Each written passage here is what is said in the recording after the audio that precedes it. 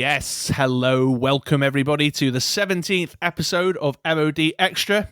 We're a pair of overgrown man nerds who worship at the broad church of nerdom, and we come together every 2 weeks to talk about what nerdy things we've been getting up to. I'm Chris, otherwise known online as the true Mr. Six, and that guy over there is Andy. AKA, let off some steam, Bennett. Very topical indeed. I'll be back. Oh dear. I've got a few words to say about those cheesy lines in a bit. Don't know what cheesy lines you mean. Well, I suppose we could, to all intents and purposes, call this episode like the 80s action movie special. Oh, somewhat. Dreams are made of. Yeah, somewhat. Andy's choice of AKA quote there is in relation to our movie rewatch, which is 2 movies this time around. 2 movies. But before, yeah, indeed. Yep. For a change of pace. Before we get into all of that, of course, we need to have a little chat about what's been going on lately. So I'll ask you, my good man, what have you been up to in the last 2 weeks? Okie dokie. Now we are going to try a more concise, if possible, version of this to stop it from going on for the best part of an hour. I had a wobble last week. I said Andy a message like, takes fucking forever to edit this MoDXtra podcast. I'm going to pick out a couple of things from my list of stuff, and I'm going to go through my list of things. So start off with a Famalam film of Armageddon. Rewatched Armageddon. I was hankering for some good Bruce Willis action as opposed to the normal stuff. I didn't realise that was a Bay movie. Yeah, 100%. One of his first. Must be one of his first. The camera shaking is at a minimum. If you listened to the Ministry of Dice last week, you'll notice that Taken 1 and 2, watch them. That's scary. So I mentioned to you about the TV show. Have you looked into that? Is it a thing? It is a thing. I've not watched them yet. It kind of follows him as a younger person. I knew there'd be a twist. So it's him in his youth. But it's free on Prime, but I've not delved yet into that. Sure. Another family get together. We watched the Fast and the Furious Hobbs and Shaw. Oh, I've not seen that. Brilliant. For if you like the Fast and Furious movies, you will not be disappointed. Very, very good. One of the best, I'd say. Also, we did Fast and Furious 8 and 5. Right. But not 1 and 2, because 1 and 2 are 15. Sure. I couldn't remember the content enough to know if it was appropriate or not, so I'll have to review them before we do that. Yeah, I don't remember there being anything about them. Nah, me neither. But I was just going to say, did you hear about the whole contract thing with the movie? No. That The Rock had a clause written into his contract, or there was something. It might not have been Rock, it might have been what's his face, but they'd had it written into the contract that they had to take equal punishment throughout the film. What, as in beatings? Yeah, or whatever, so that one didn't look weaker than the other, or he didn't look weaker than. Oh, I got you. Yeah, that's funny. Had it written into the contract. Well, something like that, anyway. The Rock does not really take a beating at all. He absolutely batters everyone. He's just a tank. Well, he is The Rock, and he is just a tank. True story. Watched Zombieland last night. Introduced the wife to that. She'd not seen that before. Also dabbled with Ralph Breaks the Internet, which I very much enjoyed. I have a feeling like that's got a limited, longevity of that film is going to be limited. What, and the longevity of the internet? No, but like some of the jokes are very of the moment, aren't they? Yeah, true. I enjoyed it nonetheless. I do like Ralph. I model myself on him in so many ways.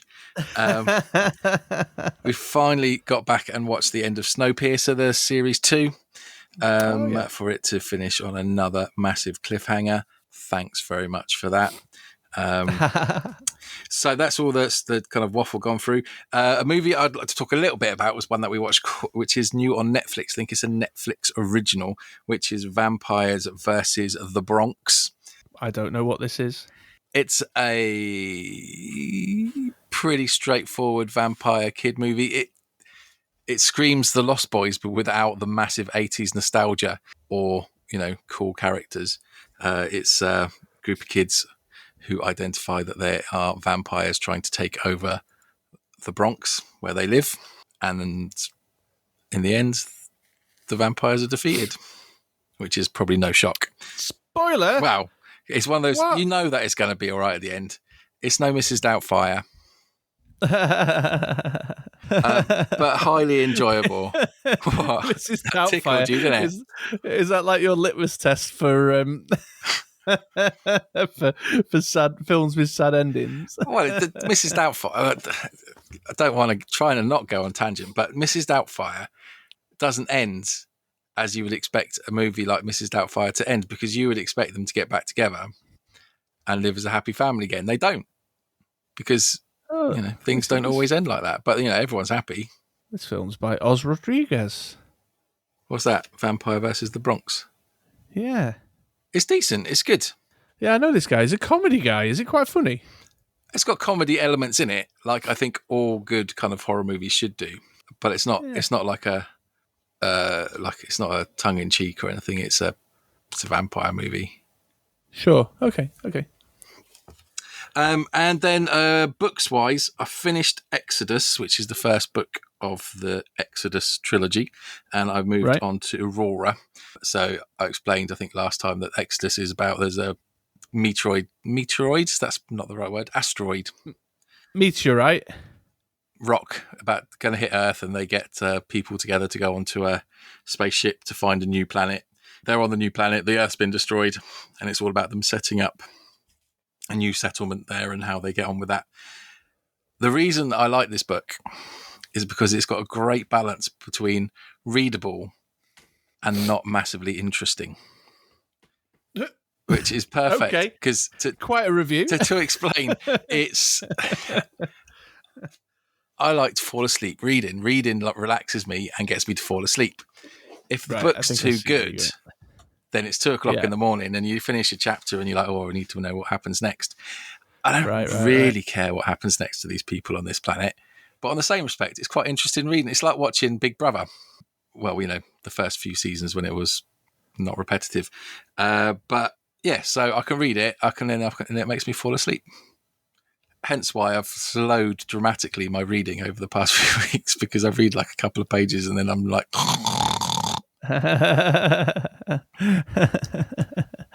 Yeah, okay, I get that. Yeah, I get that. You want the relaxing reading time, but you don't want the gripping stimulation. Exactly. Nor do I want it to be boring or hard to read.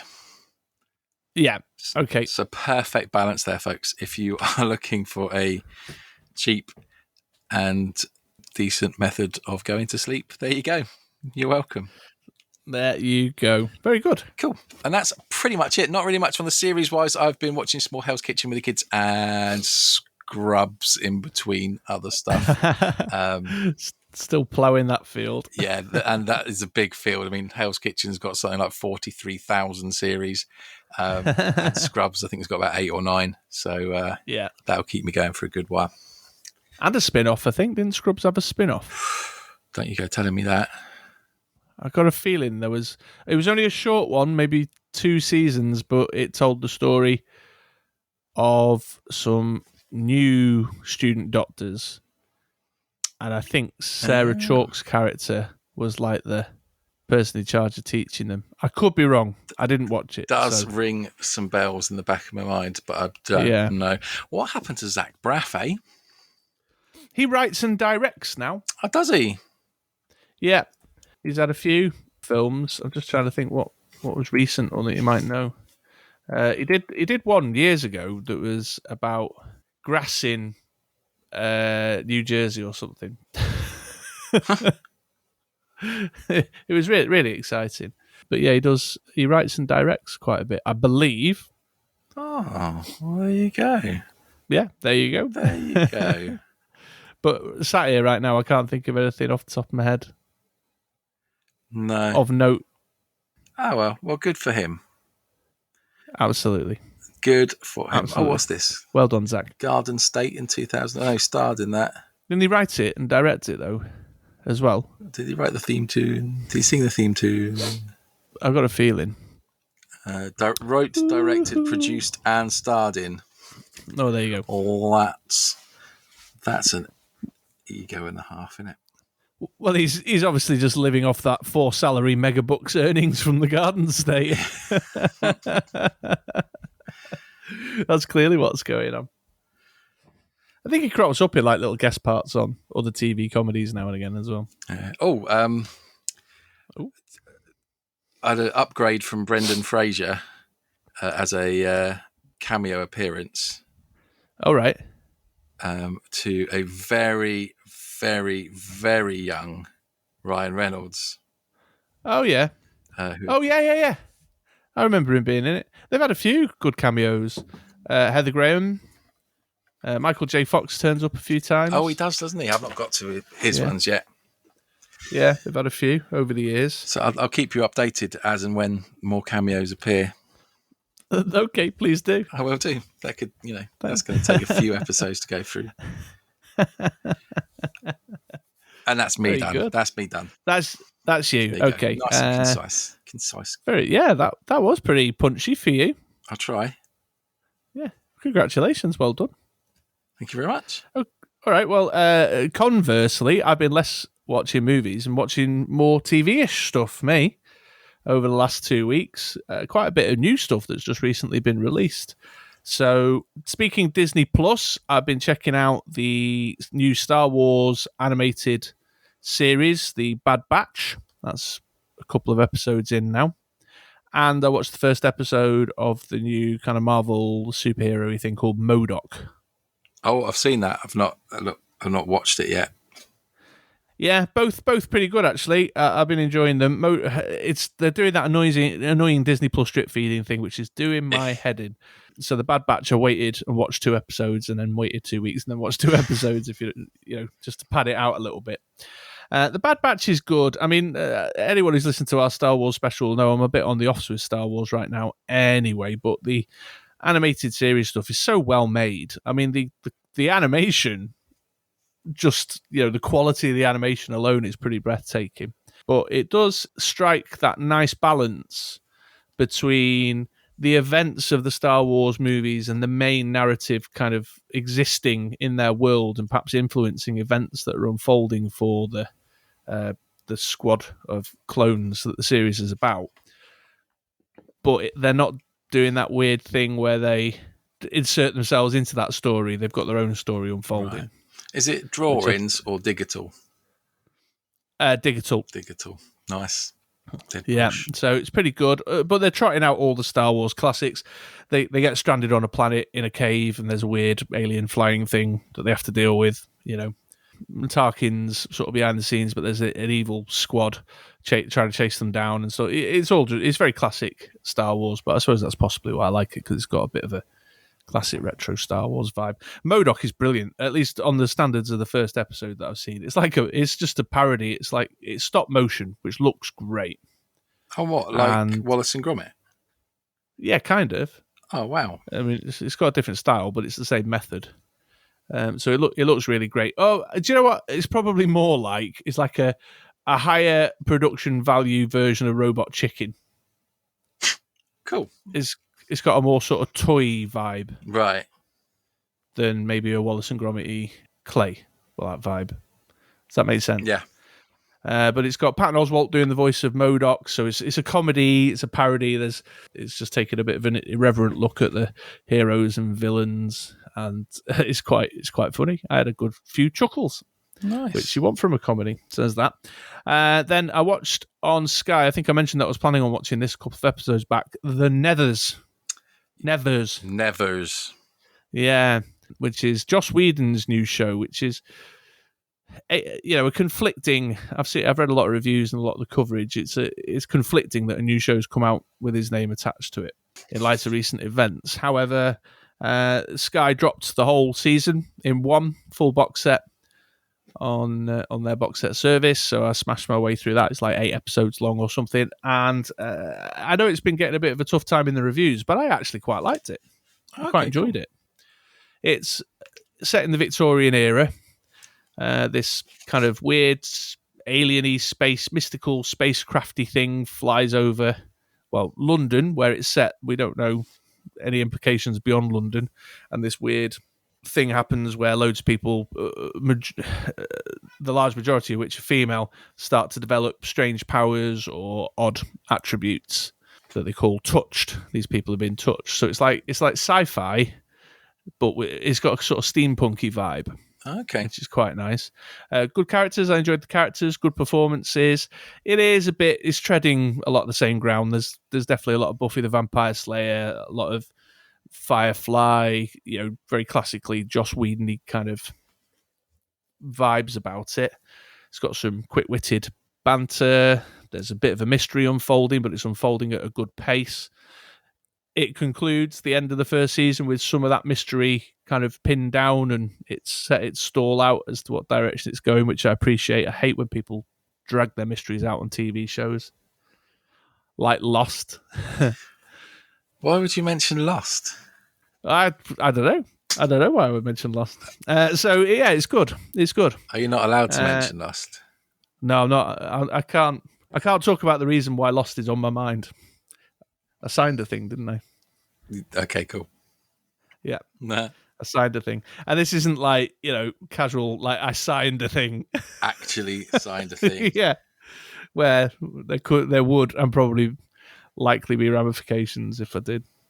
But while we're on the subject of TV, the second season of MoDXtra Quest has started on Apple TV Plus, which is pretty good. I've probably not mentioned this because I watched the first season before we started doing this show, but it's a sitcom set in a video game design studio.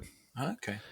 And it's quite funny. It's got an interesting vibe. It's got that guy, Rob McElhenney from It's Always Sunny in Philadelphia. I think that's probably the only person that's recognisable. I'd like to know if there's anyone else out there who has Apple TV Plus.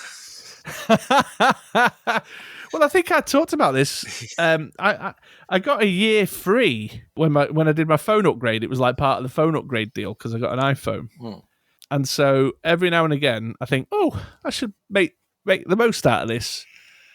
This free year is going to be coming to an end soon in like August. So I'm trying to get as much watched as I can because I don't think I'll be continuing to pay for it. Although there are a couple of TV shows that I've kind of fallen in love with, like MoDXtra Quest, and I mentioned that Ted Lasso, the football team manager one, which I really quite like. So, but I think that's come out on something else. I think.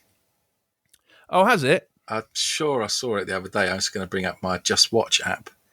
No, I'm sure I thought I did. Maybe I've. Oh, okay. No, it's just... I'll tell you one thing on that subject. I noticed there's an Amazon Prime show called Startup, which has got Martin Freeman in it, and I noticed it was on Netflix the other day. Oh, okay. Which I thought was curious. No, it doesn't say it's on it. I'm sure I've seen it like advertised. Maybe it's going to come out. It twigged. It made me look at it because he manages Tottenham, which is my son's preferred team. Right, I see. But anyway. Yeah, Lasso's good. I really enjoyed it. I mean, I'm not a guy for football, and if it won me over, then. But MoDXtra Quest is really good. The second season isn't shaping up as strong as the first season, though. The first season was really good.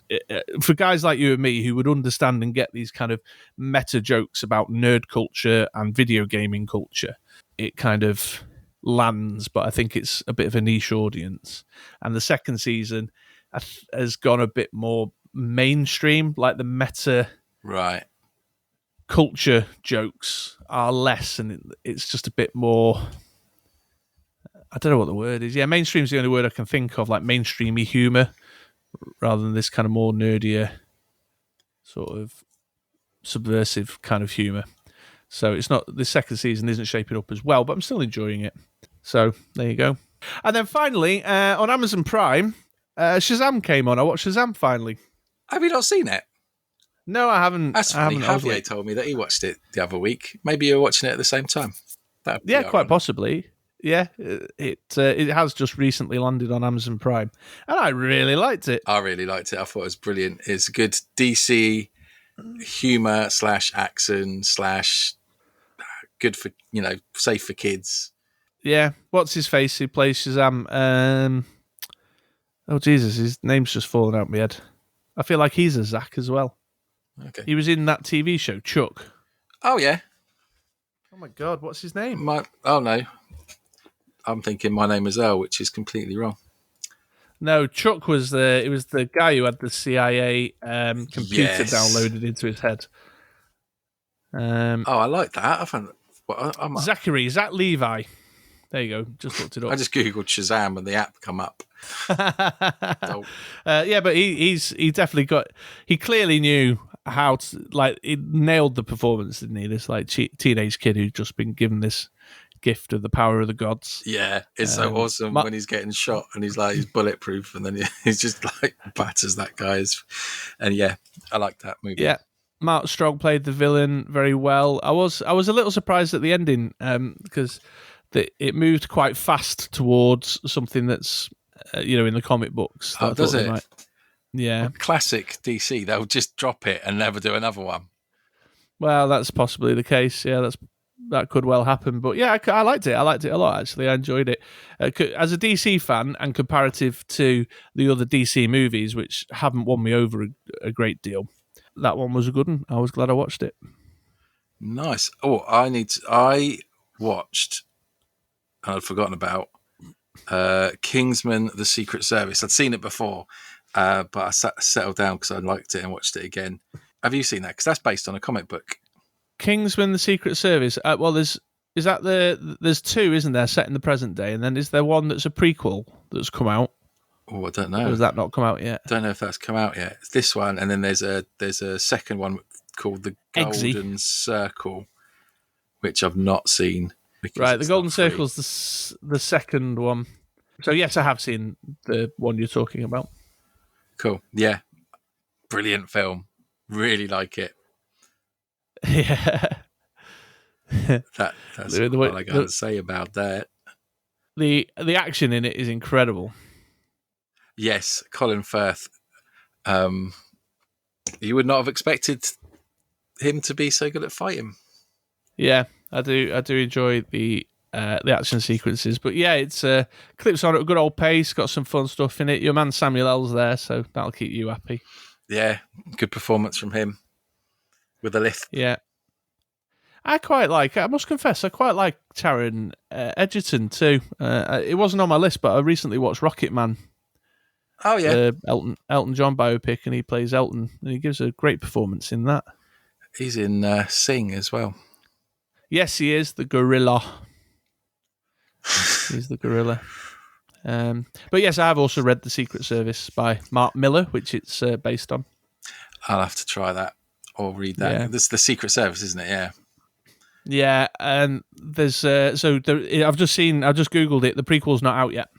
Right, cool. You mentioning Mark Strong reminded me that I'd watched it, and I really want to watch the second one because there's a clip that's I've seen on YouTube and farmed around on Facebook when you flick around with him in, which is brilliant. And he's singing "Take Me Home, Country Roads." Yeah, although it's not as strong. It doesn't stand up for me as well as the first one. Oh, does it not? No, but it's still enjoyable. Good. It's still enjoyable. Yeah, so just looking it up now. Kingsman 3 is a prequel.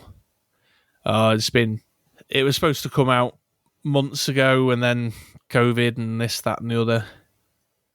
So it might not be till the end of the year, according to this article I've just read. Or ever. Yeah. Well, yeah. Black Widow's finally on the way, isn't it? I heard July. Is it? For that. That'd be good to get that finally out. That's been done and dusted and boxed up for ages. Yeah. There was rumours of it going up on the Disney Plus, on their pay-per-view service, and that never happened. I'm sure when it comes out, it will go on that and in the cinemas from the. Well, you say that. I read an article just the other day actually about there's a big, movie industry convention called, I think it's called CinemaCon, which is creative name.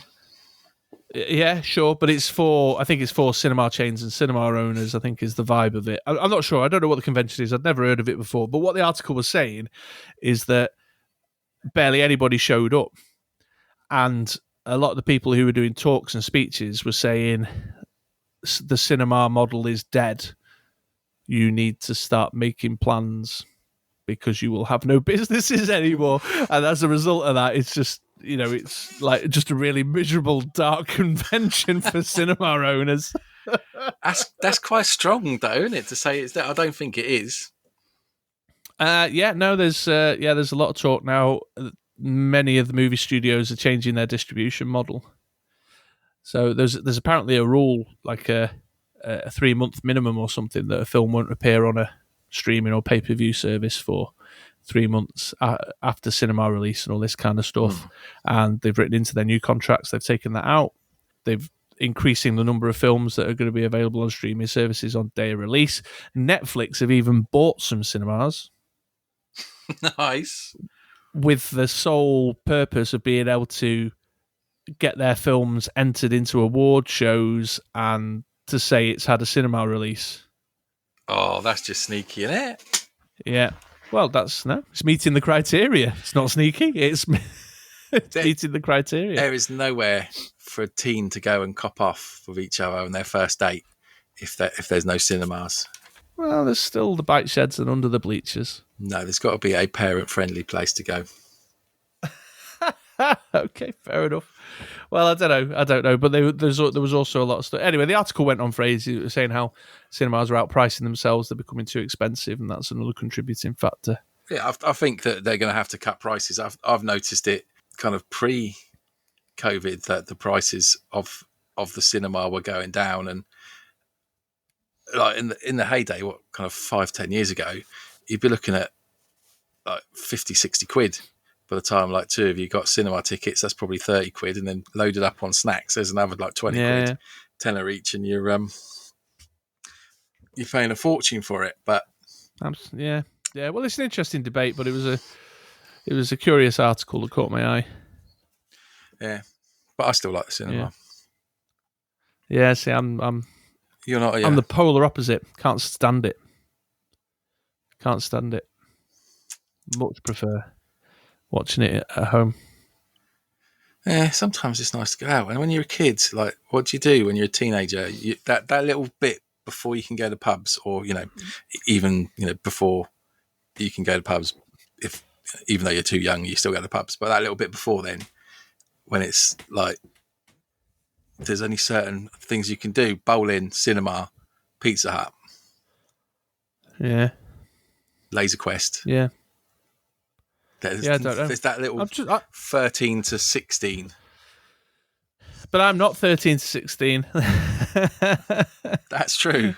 That is true. I'm not 13 to 16. And I don't feel like the value that I get from the cinema is worth the price. Although there is a lovely little independent place around the corner. Oh, check you out with your independent. Does it show foreign films with subtitles? It does not. No, it's independent in the sense that it's privately owned. All right, and it's like so it's an old. It was an old, like classic movie theatre, to use the sort of phrase. With pillars out the front and stuff, and then it closed down and it was just left as a derelict building for years, and then a group of film buffs all came together, batched together, renovated it, and turned it into a community film project. Oh, that's very nice. Yeah, they got the local colleges involved and stuff. And so, but yeah, it shows blockbusters, it shows flicks, but they do a lot of stuff as well. They do they've been doing like cinema live broadcasts in cinema screenings of like gigs and stuff. Oh yeah, and like boxing and crap. Yeah, they do that sort of thing as well, and they do stuff with the local schools as well for educational broadcasts during the day and things. Oh, cool. It's a really great cinema, actually. And it's really reasonably priced. You buy a cup of tea, they give it in a mug. Classy, like it. And it's all sofas. Oh, it's dead posh up north, isn't it? Yeah, it's really good. It's called the Savoy Theatre in Stockport. It's great. Well, if you're in Stockport, go and check it out. Tell them that the Ministry of Dice told you about it, and get them to sponsor us. Absolutely.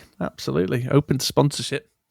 Right, but we've ended up extending the intro, so I'm going to stop chunnering on around about my local picture house now. Okay. And move us on to tell the listeners about what we've got in terms of our core theme, 80s action movies this episode, folks.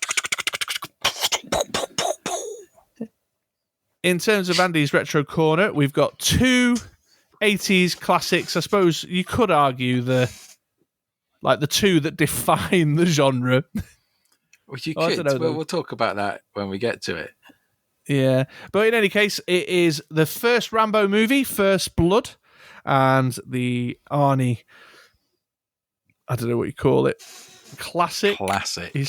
He uses very loosely Commando. So because we're doing two films in the Andy's Retro Corner rewatch, we are going to then jump into a bit of quiz time. I've prepared an 80s action movie quiz for Andy. I believe it might be too hard and he's going to fail miserably. Well, we'll see. However, there are some really interesting 80s action movie facts in there that hopefully we can have a little bit of a chat about as well. So, yeah, we're staying 80s action, and we're going to do a bit of a quiz, and we'd love for you to play along as we do it. Let's get on with the show. Let's do it then. Right, on to Andy's Retro Corner.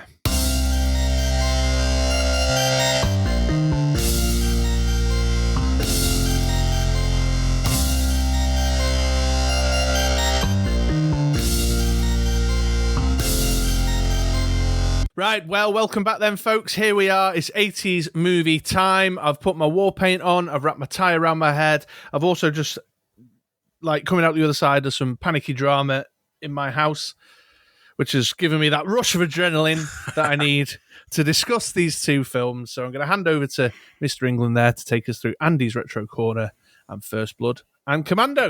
Thank you very much. Yes, so we are pitting two of the most iconic 80s action heroes in Schwarzenegger and Stallone against each other in two of what I believed to be their most actiony films.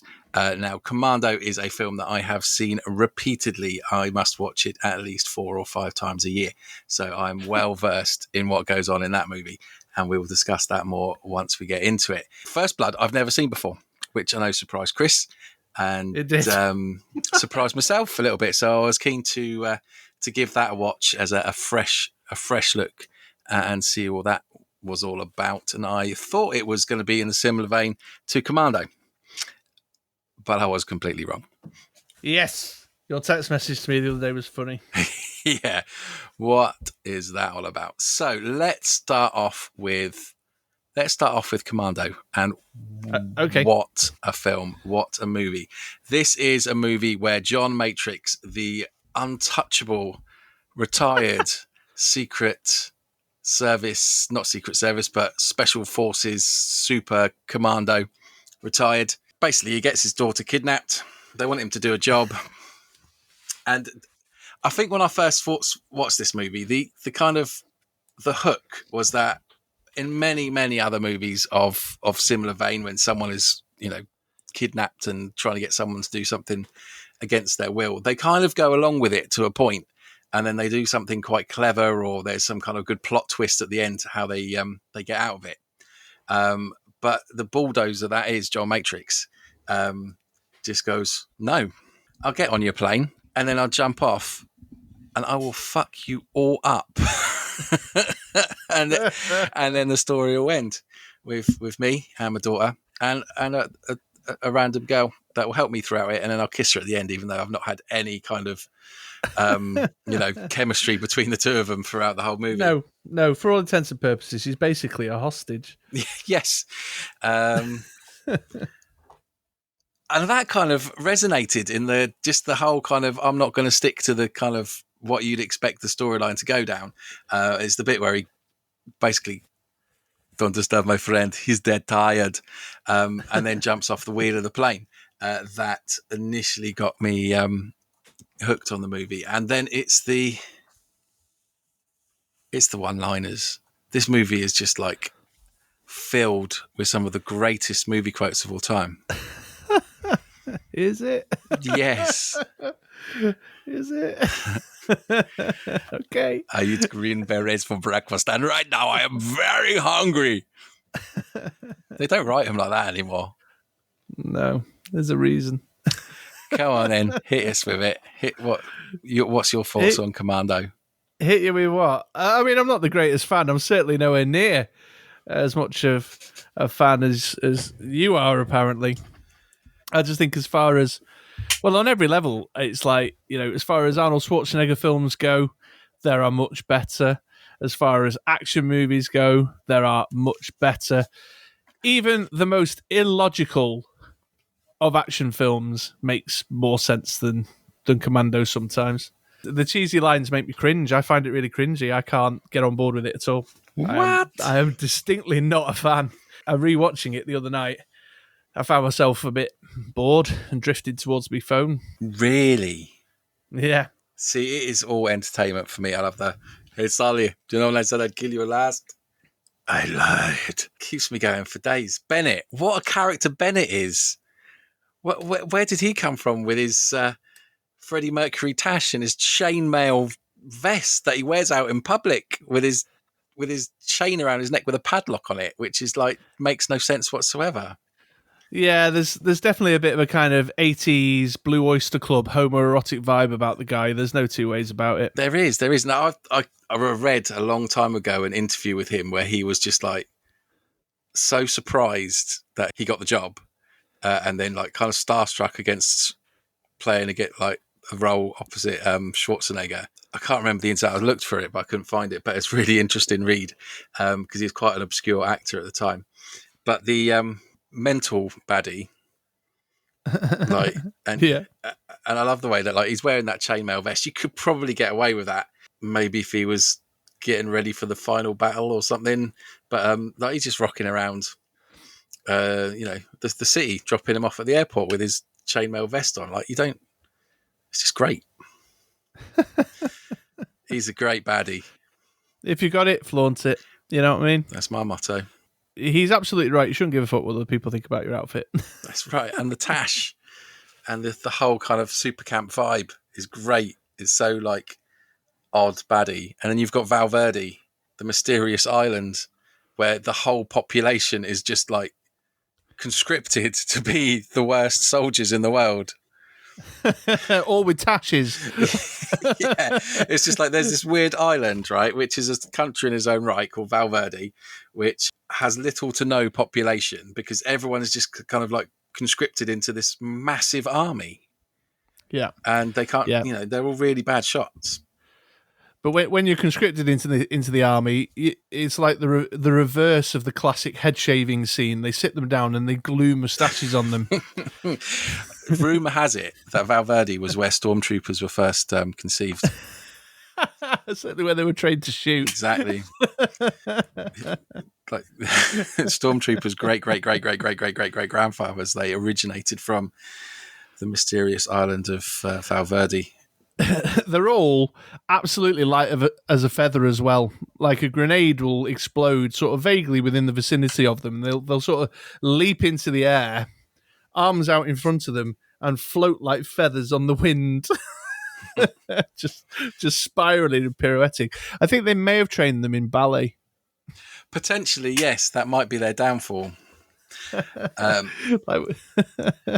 one of them gets shot and he kind of bounds back with such force. I'm like, oh, that's a pretty impressive death. Just no, somebody must have put that to music, like to some Swan Lake or something. If they haven't, they should do. But the idea of this movie is pure strain, action, indulgence.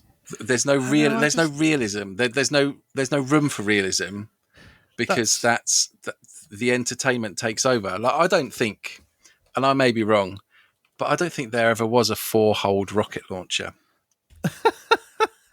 As much as it looks incredibly 80s, I'm not convinced that that's a thing.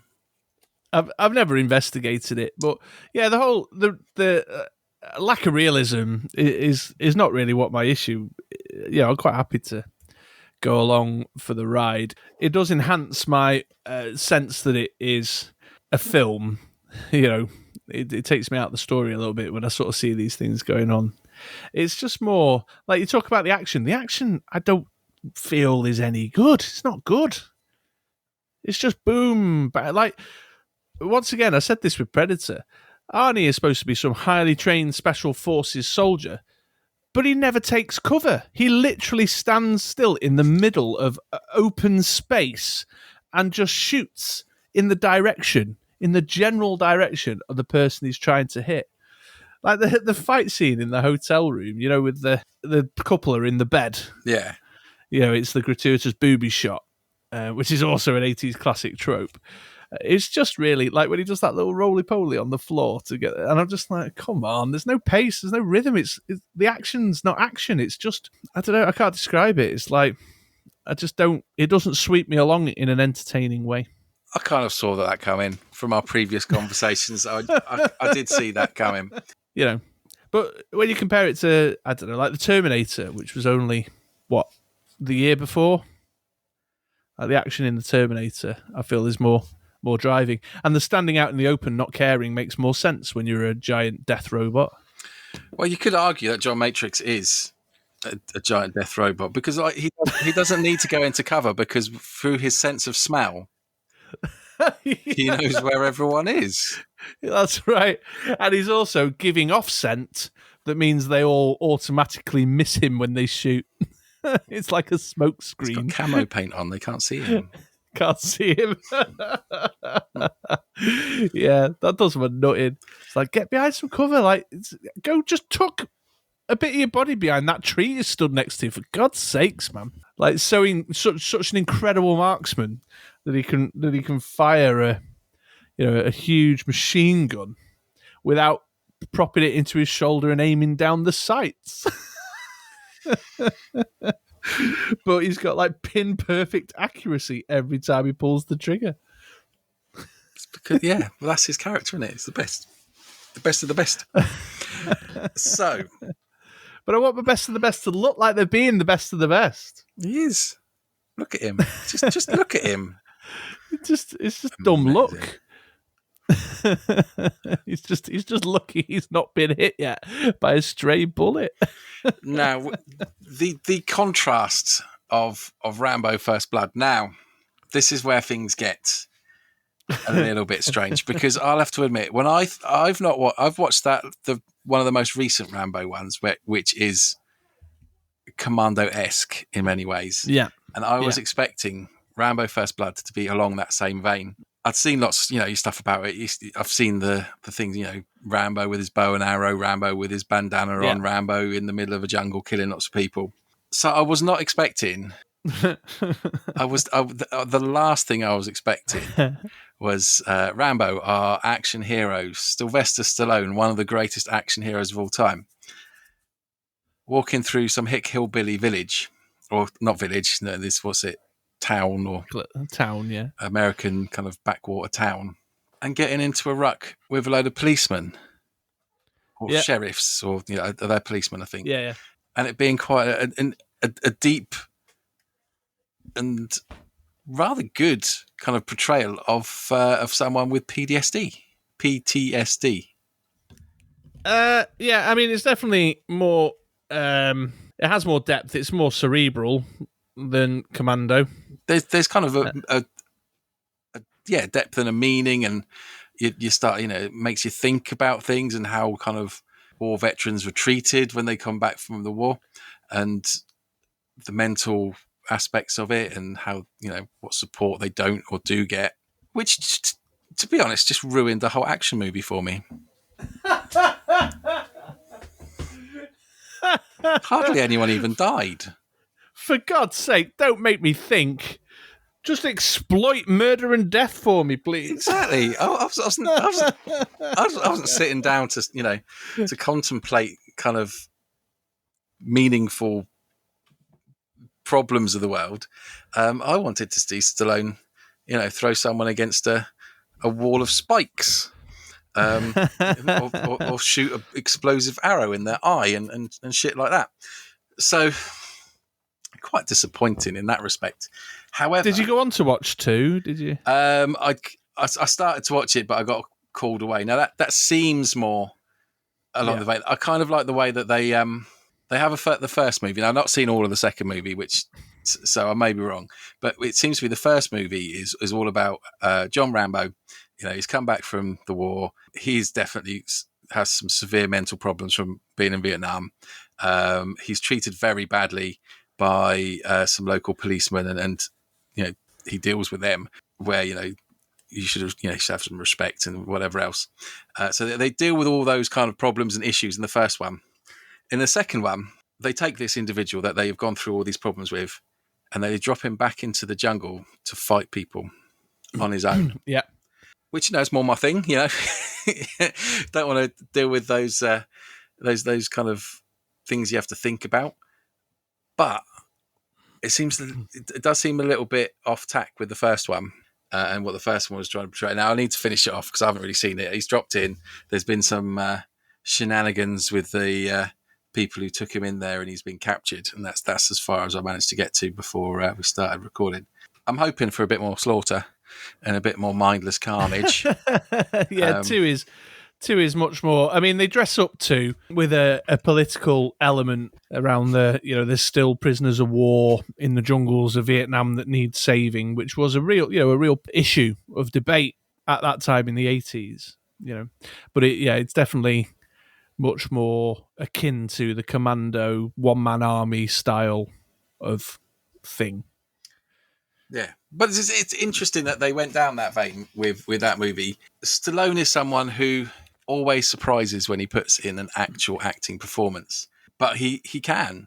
I think he did in First Blood. It was really unexpected. Like I was just like, what the fuck am I watching? Some of the later Rocky movies. And I can't find his legs, and he's all over me, and I'm like, I can't take you home, man. Yeah, it's quite moving. And strange, like the Rocky. What's the Rocky one where he's in his restaurant and he's just he's old, so it's like, but he's done like loads more. Oh yeah, I've lost my way with Rocky. I couldn't tell you. Rocky 16. I run a restaurant. That one. I mean, his performance in that is really good as the kind of aged boxer, and he owns this restaurant and he walks around and chats to people. And the thing about Rocky is that he's just a bit dim. I don't want to go off on tangent, but he's a lovely bloke, but he's not that bright. Again, similarities to me, just rolling in there. Have you ever seen Copland with Stallone in it? I'm not sure if I have. Yes, no. It's where he's a sheriff. I have a long time ago. Yeah, he's the sheriff of this like little sort of New York suburb where all the Manhattan Island police officers live. It's got loads of people in it. Ray Liotta, Harvey Keitel. And his performance in that's very good. That's why I bring it up. But yeah, it always surprises me because I'd never expect it from him. So yeah, it's a really surprising. Like the policemen in that are just like mean. Yeah, well, it just escalates ridiculously, doesn't it? Yeah, at every step of the way, where like he even surrenders and says, "Let's just call it there, guys. His death is an accident. It's not my fault. Let's just stop it. This will just get worse and worse and worse." It's a bit heavy-handed. But it gets the message across, about the kind of that anti-authoritarian. It's almost a hippie vibe to it, isn't there? Yeah, I mean, because he gets kind of driven out of the town because he's got long hair and he needs a bath. Yeah. Now you're not going to fare too well in that town. No. Bath-wise, you're probably all right, but your hair's longer than his. But that was the 80s. Like women had hair like 6 feet high and 6 feet wide. Yeah, you have to kind of remember, though, that the film is set, it's the very early 80s. I mean, I think when did it come out? Like 81, 82? So it's kind of at a time when, like, if you'd have seen that in what you would associate with as a 70s movie. 82. You wouldn't think twice about it. Do you get what I mean? Like, it's still, even though it came out in the 80s, it's a lot of the ideas in it are sort of that, the crossing of the decade from the 70s into the 80s at a time when the Vietnam War was still very like recently finished and fresh in people's minds, and at a time when sort of 70s dropout hippie culture was a thing, and at a time when if you watch the 60s or 70s film where the local town sheriff bullied a hippie style wanderer, you wouldn't think of it. I mean, you'd still say what a dick, but you wouldn't think of it in the same way. It's because is because you think of it as an 80s film, but it's not really. It's more of a late 70s film in terms of style and tone and the way it's filmed and everything. And the fact that it comes with this socio-political commentary underneath the surface of it. I say underneath the surface of it, it's really heavy-handed with it. But yeah, it's got a much more 70s style sensibility to the way the film is written, filmed, acted, the themes, Whereas Commando is firmly 80s in style and tone. Yeah. And all its beauty. And that's the distinction. But because it's crossed the sort of the 1980 divide, you think of Rambo as an 80s film, whereas actually, as you've said earlier, Rambo 2 is the one that I think actually created the Rambo mythology. Yeah, that's the ones that the iconography is there of him with a bow and arrow and him in the middle of the jungle, which is weird. Stallone likes to keep his characters going, doesn't he? Oh, yeah. Yeah, he likes a good franchise, does Stallone. He loves it. Likes a good money spinner. He's doing what you call it now, the Expendables, isn't he?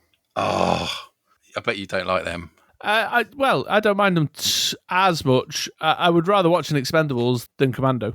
We'll divert. I mean, the Expendables, right? It's got that tongue-in-cheek where it refers back to films like Commando, and it's like from the 80s, and it kind of like almost takes the mickey out of them slightly. It's a self-awareness that I can get on board with.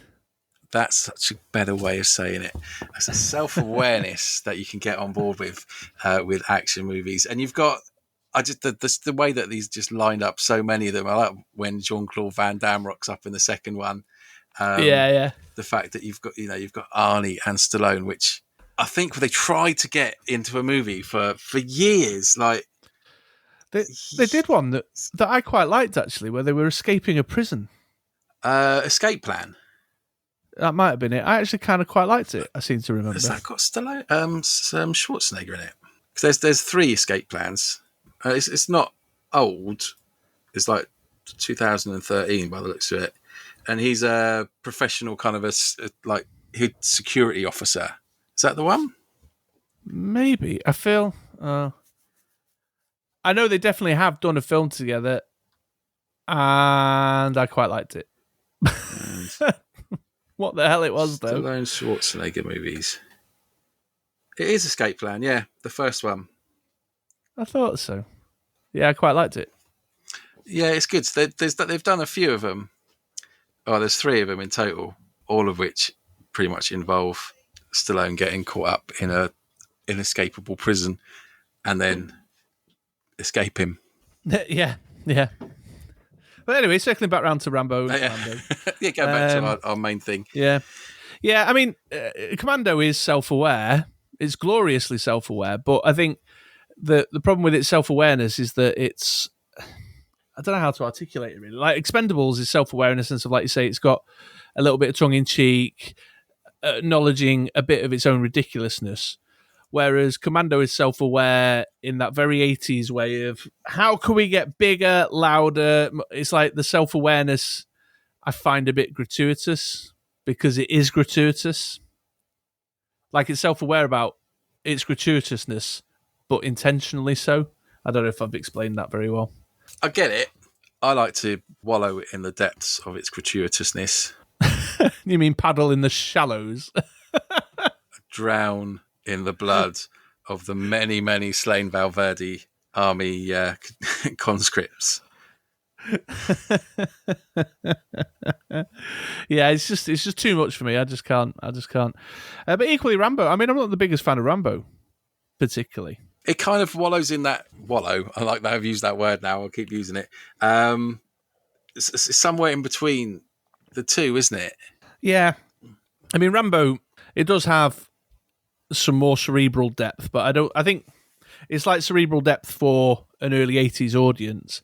It's certainly not as subtle around those themes of sort of like post-war veteran experience and the themes of sort of social conformity and police brutality, that the themes that underpin the film. When you compare it to, say, Oliver Stone's work, with Platoon and Born on the 4th of July, or something like Full Metal Jacket, that really gets under the skin of those themes and ideas. Stanley Kubrick and Oliver Stone.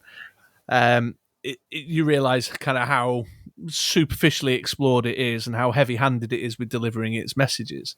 However, it does add just a little bit more of a layer of depth to it. But the bit about Rambo that I actually prefer over Commando is that whole midsection where they're chasing him in the woods, where the very first team goes in, and the sniper on the helicopter, and then how he kind of sets his traps and lives off the land, and he's got his knife and his compass, and he corners them all but chooses not to kill them. That sort of 30-minute bit in the center of the movie is what sets Rambo above Commando to me. I could lose the last 30 minutes of Rambo and just stick to that kind of man against overwhelming odds in the woods.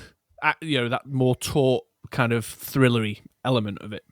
Yeah, and in I suppose the direct opposite to that probably puts me off Rambo is in a comparison to Commando, where Commando, but where it doesn't take itself too seriously, where there is that kind of element of humor interlaced with the one-liners, the action, where it doesn't take itself too seriously, but still has the the action and everything else. That's what kind of ticks the box for me, and for and to be fair, a lot of other action junkies out there in the wilds of Valverde. Yeah. I tell you one thing though, when talking about First Blood compared to Commando, the legacy of First Blood, I think, is much stronger than Commando's legacy. Yeah, well, you've got a franchise, like you said. For Rambo has a franchise.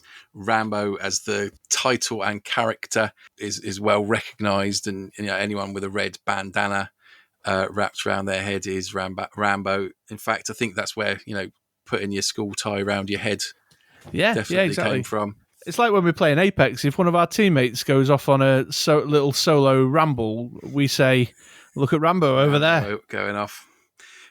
Whereas as Commando was just one beautiful and perfect cinematic nugget of 2 hours that you just don't need to expand or contrast or do anything else with. It just lives on its own.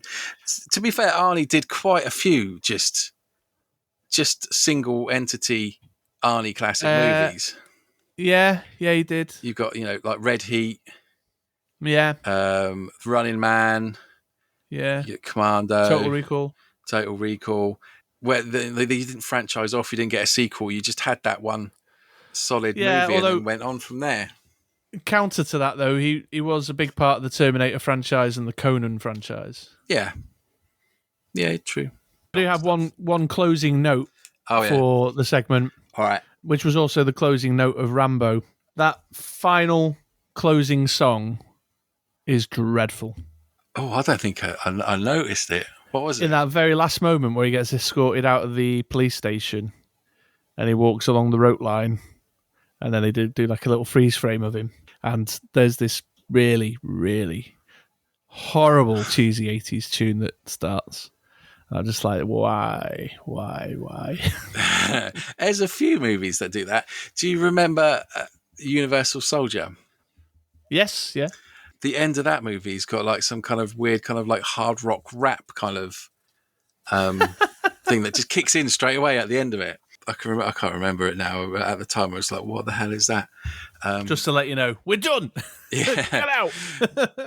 Finish your popcorn. Piss off. Yeah. So yeah, cool. Right. Well, there we go.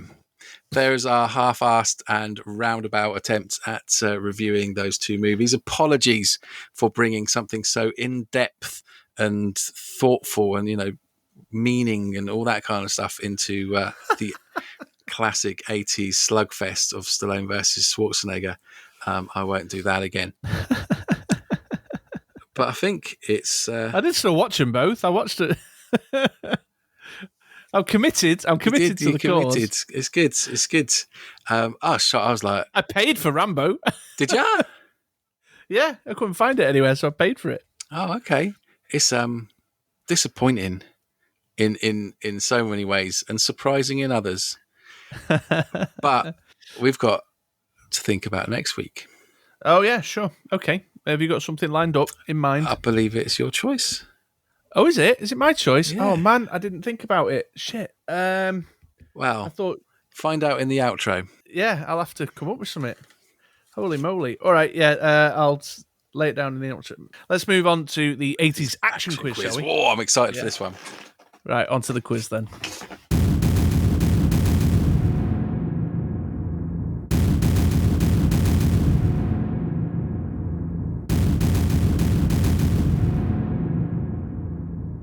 Right then, folks. Yes, it is 80s action movie quiz time. Andy over there has told us numerous times over the course of 17 episodes of the MoDXtra cast that he is a massive 80s movie fan. But how much does he actually know about his 80s action movies? I have detailed files.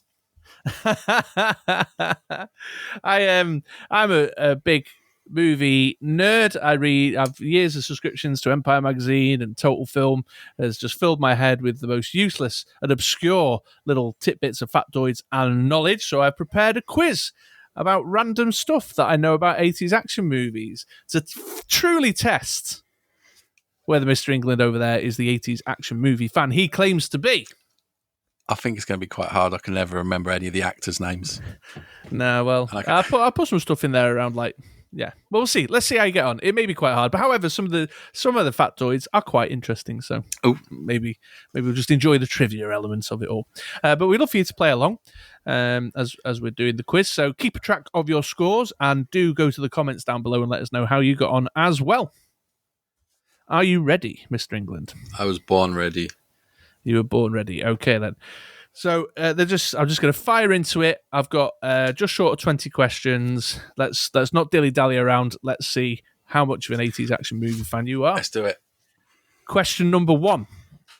Chuck Norris starred in this legendary bad 80s military action flick, named after the elite tactical unit his character was a member of. For 2 points, can you name the rank of his character and the film title / unit he belonged to? The unit was Cobra, wasn't it? No idea. It was the Delta Force. Oh, of course it was. And he was Major Scott McCoy. Major Scott McCoy. What's Cobra? That's going to make me want to Google Cobra. Well, I don't. Okay. The answer to the next question, I'll say is Cobra. RoboCop. Question 2. RoboCop has a multitude of excessive and brutal scenes, but for 2 points, can you name which scene was so extreme that the Motion Picture Association asked for it to be cut from the movie, only to be kept after it passed test screenings? The acid bath, or when he gets knocked in the acid. In the end. Absolutely right. Well done. 2 points to you. Great movie. Oh, can we do that one? The Toxic Waste Melting Man. Red from that 70s show. Yeah, they thought it was too extreme, and then they ploughed it through some test screenings. Did you know that? I didn't know your factoid, but as soon as you said the scene that was too graphic, I knew it was that one, because I watched that when I was way too young. Actually, little side story. I must have been at middle school, which would be junior school, and a mate had a copy on either recorded off the telly or I think pirated on VHS. And I got my dad. I went, Dad, look, can you watch this with me? Don't tell Mum, she won't let me watch it. But I'm too scared to watch it on my own. Will you watch it with me? And he was like bit of bonding. Yeah, go on then. And we watched it together, and I'll never forget that. But Clarence Boddicker, dead or alive, you're coming with me. Excellent. You're coming with me, yeah. Got goosebumps. There you go. Well done. Well, 2 points on the board for you, Mr. England there. Moving on to question 3. So let's talk about Jean-Claude Van Damme. And his breakthrough role was as Frank Dux in Bloodsport. Now, in that film, he trained as a ninja, but that's not Jean-Claude Van Damme's specialist martial art. He specialises in 2. Can you name them? It's the kicky ones. Is it Kung Fu? No. Taekwondo? No. Oh, well. It's kickboxing. Oh, for flip's sake. Of course, he's in kickboxer. And karate. All right. Well, I should have 6 got points up for grabs Kickbox, so far. You've got 2 of them. Yeah. Should have got that. He's in bloody Kickboxer, the movie. You'd have thought I'd have got that one. He's batshit, that boy. Yeah, he's done a weird TV show, hasn't he, that got a lot of critical acclaim. There's a brilliant little clip I watched where Liam Hemsworth, who was in the Expendables, says about how they're doing a scene, and they're doing the scene where he punches him, or maybe kicks him, and he's obviously not supposed to kick him. And then one take, he just takes a full-on Jean-Claude Van Damme kick to the stomach, and then Jean-Claude Van Damme comes up to him and he's like, "You made that look good." And he's like, "Of course I made it look good. You just flipping kicked me, you dickhead." Just belted me, yeah. Oh, dear. Yeah, kickboxer and karate, yeah. He's gone on to study subsequent martial arts, but they were the 2 at the time. Okay, question number 4. This is a bit obscure, this one. Maybe you'll know this, maybe you won't. But which legendary science fiction actor was originally offered the directing gig on Lethal Weapon? And when he turned it down, Richard Donner stepped in. So what sci-fi? Say that again. Legendary science fiction actor. Ooh. I don't know it, so I'm going to guess Lance Henriksen. No. Good guess, though. It was Leonard Nimoy. Flipping heck. Yeah. That's bizarre, isn't it?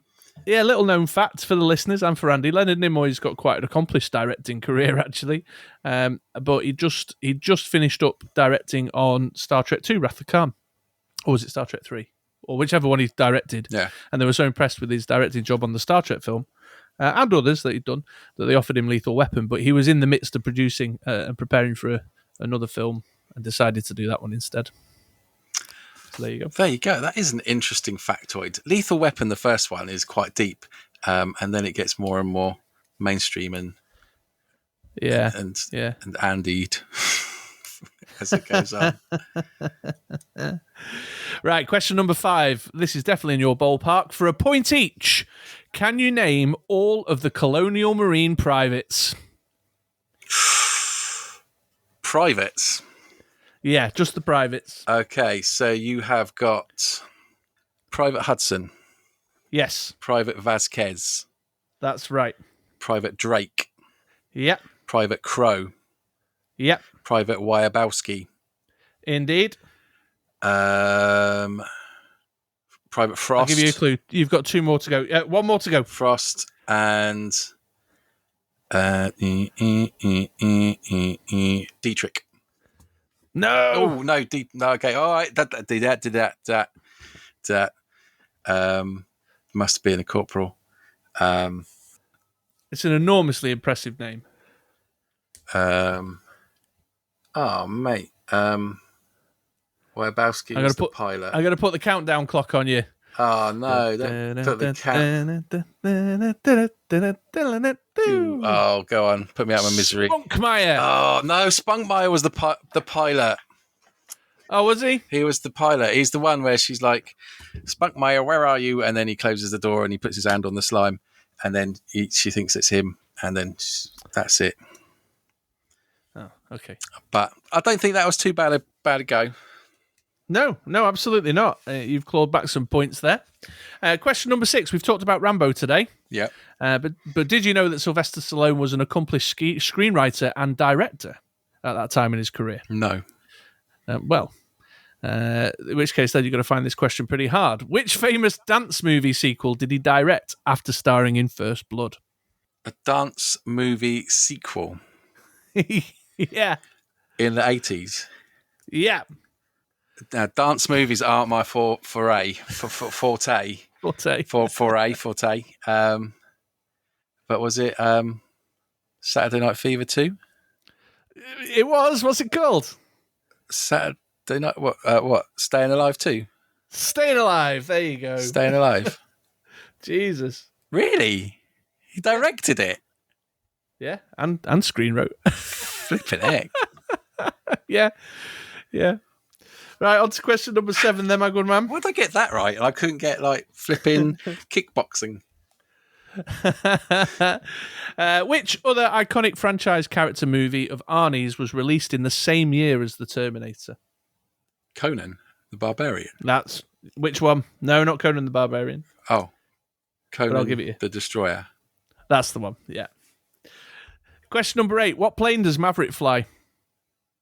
We talked about it in the episode. F-16. No. F-14F. F-14. I don't know if I should be giving you these. It's the F-14 Tomcat. All right, little couple of questions on a theme now. Okay. So, like mismatched partners, specifically buddy cop style movies, were really fashionable in the 80s. They were. Can you name the film that is often cited as the one that popularized the genre and set the formula that's still used today? Ooh. So the buddy cop movie that set the... Well, I'd say that'd be Lethal Weapon, but you've already mentioned Lethal Weapon. You got Tango and Cash. You got Turner and Hooch. Remember that you mentioned that one. Turner and Hooch. So the buddy cop movie that set the standards for the genre. Yeah, very early 80s, kind of Very is often cited as the one that created that sort of mismatched comedy action buddy cop thing. Um, I'm gonna have to hurry you for an answer. 48 Hours. That's the one. Boom. That's the one. Oh. Speaking of buddy cop films, Oh, hello. there's a famous subgenre of the movies that are buddy cop dog movies. Oh, hello. Can you name the 2 highest grossers in that subgenre from the 80s? Turner and Hooch and K9. That's it. Thank you very much. I'm here all week. Try the veal. Very well done. Very well done. Here's a bonus point. I'm just going to leap forward to the 90s now and ask you whether you can name the buddy cop dog movie from the mid-90s that starred an 80s action legend. 2 points up for grabs. 2 bonus points. Mid-90s buddy cop dog movie with an 80s action legend. Oh. You know, you get to Turner and Hooch and then nothing compares, so you don't really look at anything else. Or that one with Clint Eastwood and the monkey. It was an orangutan, but yeah. Tomato. You've got to get your facts right, mate. I'll have to hurry you for an answer. I can't think of it. It was called Top Dog, and it had Chuck Norris in it. Oh, I never got that. It is basically a remake of K9. Really? K9 almost beat for beat. James Belushi. It's James Belushi, wasn't it? Yeah. Great movie. Right, here's a tough one for you. So, question number 12. Mario Puzo is perhaps most famous as the author of The Godfather and for the screen adaptation as the writer. But surprisingly, what classic 80s superhero film franchise did he also write? 80s superhero franchise. See,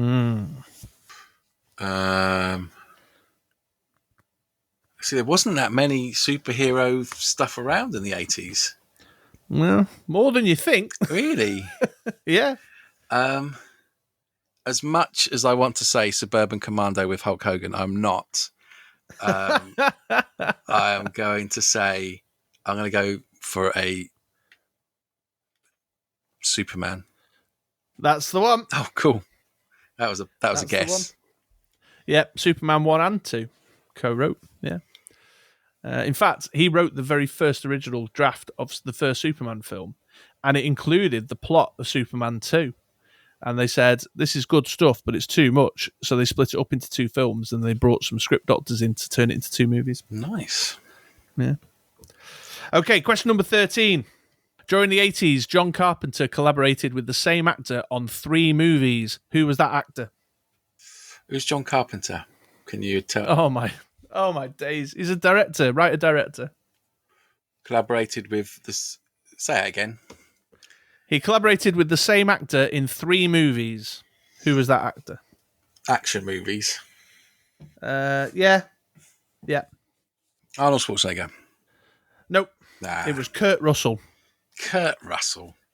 Yeah. And I'm going to ask you, can you name those 3 movies? But possibly not if you say to me who's John Carpenter. Now I can. Is it Big Trouble in Little China? Yes. Is it There's Escape from New York and Escape from LA. I can't remember. I think it's Escape from New York is the first that's the one. Yeah. And Romancing the Stone? Kurt Russell wasn't in Romancing Oh, no. the Was Stone. that Michael Douglas? Yeah. I always get them confused. So the one you're missing there is The Thing. Oh, I've not seen that. Have you not? Really? No. And you like Alien? Yeah. If you like Alien, you'll like The Thing. Okay, question number 15. In which Die Hard scene did Bruce Willis have an accident that made him deaf in his left ear? Ooh. Which Die Hard scene?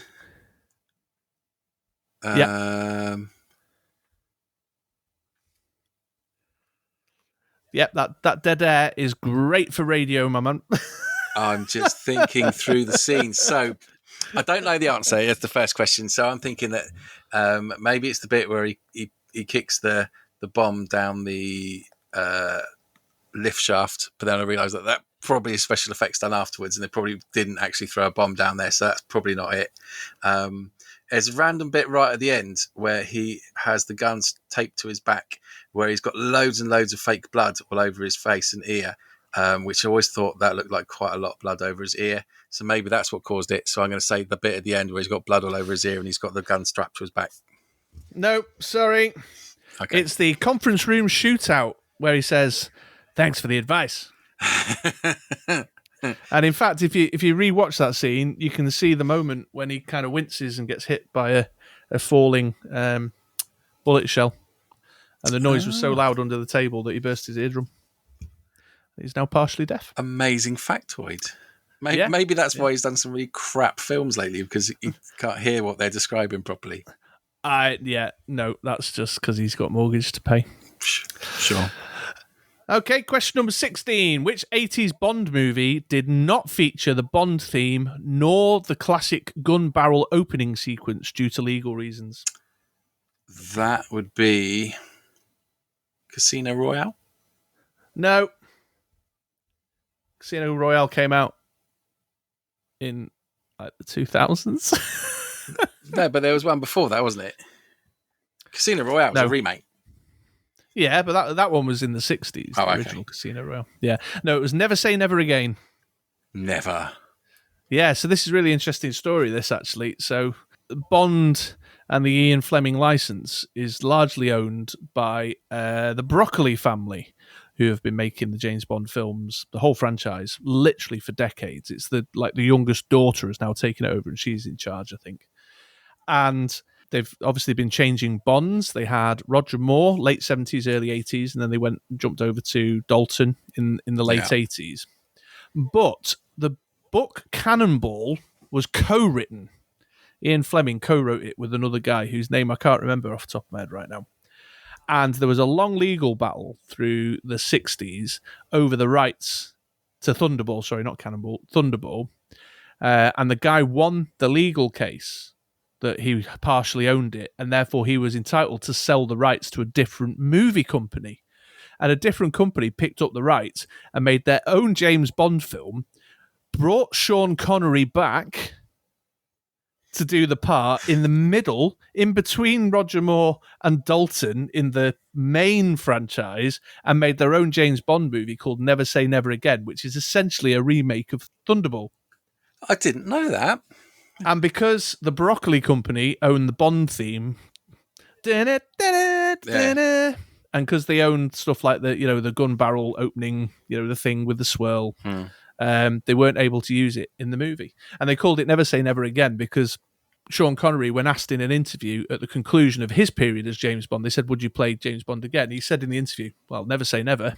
And so when they brought him back, they named the film after that quote. Oh, that's an amazing factoid. There you go. Yeah. I'm a little bit of a kind of guilty pleasure Bond guy on the side. My nana was a big Bond fan. Yeah? Yeah. That's where that comes from. It's good. Who's your favourite Bond? Connery. I like early 60s Bond. I think. See, I like all of them. I do have I think it's GoldenEye, the N64 game. Brosnan, yeah. But Brosnan is. I do like the kind of Brosnan era movies, there's a nice kind of mix of modern and bit of humour and special effects all kind of thrown in. I do like it, but then all Bond films are really good. So Yeah, absolutely. I think the Connery thing is because that's the one that my nana, she was a big fan of the early ones. She used to have the video collection, the really expensive video box set, and it was one of the things that I used to watch over and over again. When you get sent up to your nana's and summer holidays. I think Timothy Dalton was a bit wet for me. Roger Moore brought his own special Roger Moore-ness to it. Yeah, he did. Yeah, and I quite like them all, really, like yourself. But Connery's the one I have the fondest memories of because that's the one my nana's like. Let's put a Bond on. All right, Nana. Every year, regular Bond marathon. Anyway, question number 17, my man. Yep. What do immortals call the transfer of energy after a beheading? The quickening. That's the one, yeah. From the Highlander movie, of course. Of course. Yeah. The Kurgan. What a man. Yeah. Okay, question 18. Mad Max is famously a man of very few words. Can you guess exactly how many lines of dialogue were spoken by Mel Gibson in Mad Max 2? Oh. 17. Oh, you were so close. It's 16. Oh, half a point. Half a point. All right, go on. Do you know that first one's a bit weird as well? Mad Max 1. Yeah. Especially if you watch like Mad Max and the Thunderdome first, and then you go back and watch the first one. It's like, it's quite civilized in the first one to a degree. And then by Mad Max 3, it's all completely dystopian. Yeah. Well, things have just continued to descend, haven't they, I suppose, as the timeline of the fictional universe has continued. The craziness of it all has continued. Some might say you only spoke... it's like Australia now. Some might not say that either. Yeah. Let us know in the comments below. Question 19. This is the quickfire round now. Okay. Quickfire round now, just to finish us off. Can you name the film from the quote? Okay, so I have come here to chew bubblegum and kick ass. And I'm all out of bubblegum. Rowdy Roddy Piper, I can't remember the film. It's They Live. That's a John Carpenter as well, I think. Yeah. You're a disease and I'm the cure. No. Cobra. Bollocks. Here you go. I'll throw you a rope. I eat green berets for breakfast, and right now I'm very hungry. Commando. This is the cleanest and nicest police car I've ever been in my life. This thing's nicer than my apartment. Oh, I recognise it, but I can't think of where. No. It's Beverly Hills Cop. Oh. Reap the whirlwind, Brady. Reap it. Oh, I'm doing badly. Don't know. Young Guns. We mentioned that as well recently, didn't we? We did, yeah. Yeah. A lot of these have been linked into stuff we've talked about recently. I usually get kissed before I get fucked. Oh, no, it's ringing bells, but I can't think. It's Black Rain, said by Michael Douglas. Oh, I don't think I've ever The seen Soviet method is more economical. Red Heat. That's the one. It's not the years, honey, it's the mileage. Lethal Weapon. Oh, no, mate, come on. It's Indiana Jones and the Raiders of the Lost Ark. What's your next quote? What did one shepherd say to the other shepherd? Let's get the flock out of here. Back to the Future? No, what? That was Lethal Weapon. Oh, shit, the bed. Okay, and the last one on the quickfire round. Maybe they want to capture us and torture us to death. Conan the Barbarian. Okay, thank you. She says, why do so many people want to kill us? And he says, maybe they want to capture us and torture us to death. Lamentation of the women. I don't think I did too bad on that quiz. Well, there was 40 points up for grabs. 10, 15, 19, 20, 20 and a half. I think that's too bad. I'm kicking myself with the aliens. Yeah.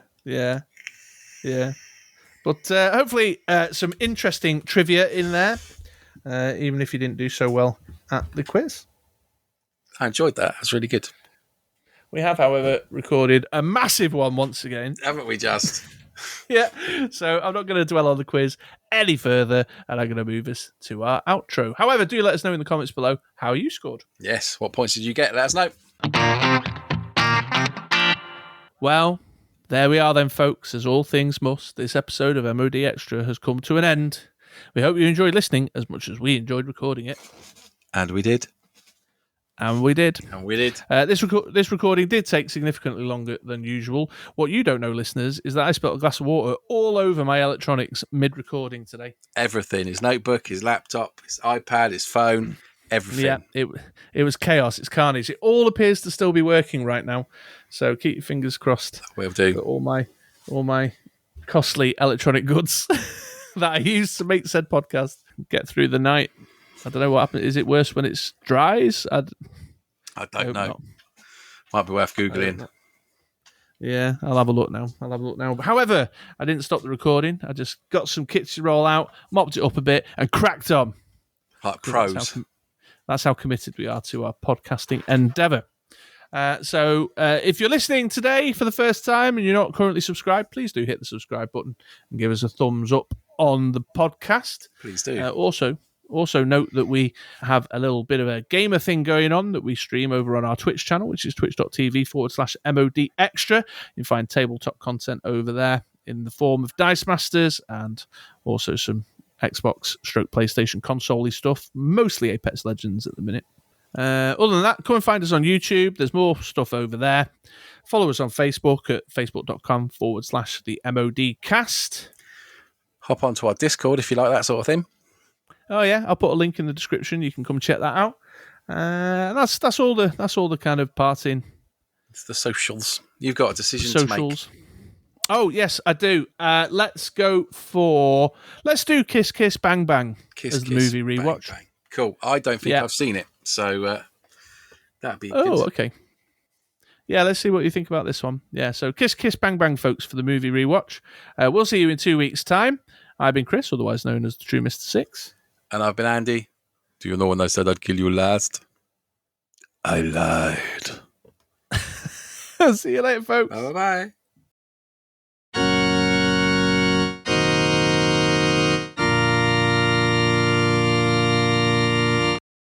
Because we'll go into a bit later. Yeah, I know, right? But we'll go into that in a bit. So we pitted these two forces of nature, the Schwarzenegger versus a Stallone, against each other. Oh, shit. Shit. I've just spilt my water on the computer. One sec. Okay. Oh, fucking hell. Uh-oh. SpaghettiOs.